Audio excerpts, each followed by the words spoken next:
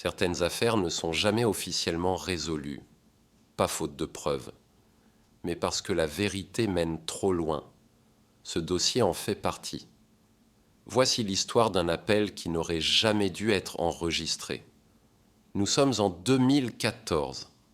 Dans une petite ville sans histoire, Claire Martin, 29 ans, travaille comme infirmière de nuit.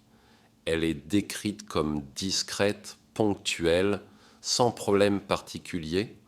Ce soir-là, elle termine son service à 22h47. Elle envoie d'un message à sa sœur « Je pars, j'arrive dans 15 minutes ». Elle ne rentrera jamais chez elle. À minuit, son téléphone est toujours actif. Puis, à 0h12, un appel est passé depuis son portable vers un numéro d'urgence. L'appel dure exactement 37 secondes. Aucun mot clair, seulement une respiration rapide. Puis une phrase étouffée. Il est encore là. La ligne coupe. Les secours sont envoyés immédiatement, mais impossible de localiser précisément l'appel. Le téléphone s'éteint quelques minutes plus tard. Le lendemain matin, la voiture de Claire est retrouvée. Portière entr'ouverte, sac à main à l'intérieur, clé sur le siège, aucune trace de lutte visible. Officiellement, il s'agirait d'une panne suivie d'une fugue. Mais un détail attire l'attention d'un opérateur téléphonique. L'appel de 37 secondes n'a jamais été classé correctement. En le réécoutant, plusieurs anomalies apparaissent.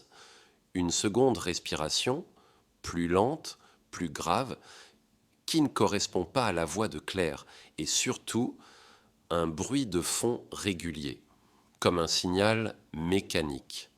En comparant l'enregistrement à d'autres appels, les enquêteurs identifient le son.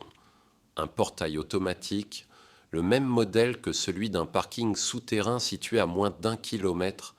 Pourtant, ce parking n'a jamais été fouillé, officiellement par manque de preuves suffisantes. Officieusement, parce qu'il appartient à un bâtiment administratif. Des années plus tard, une caméra est finalement consultée.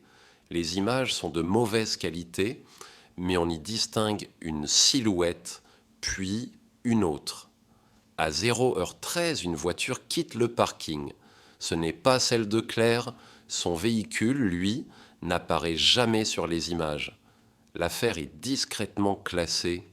Aucun suspect officiel, aucun corps retrouvé. L'appel de 37 secondes disparaît des archives publiques. Aujourd'hui encore, une question reste sans réponse. Si Claire n'était pas seule au téléphone, alors qui respirait avec elle ? Certains appels ne sont jamais censés être entendus. Celui-ci l'a été. Dossier interdit. Abonne-toi pour découvrir d'autres affaires troublantes.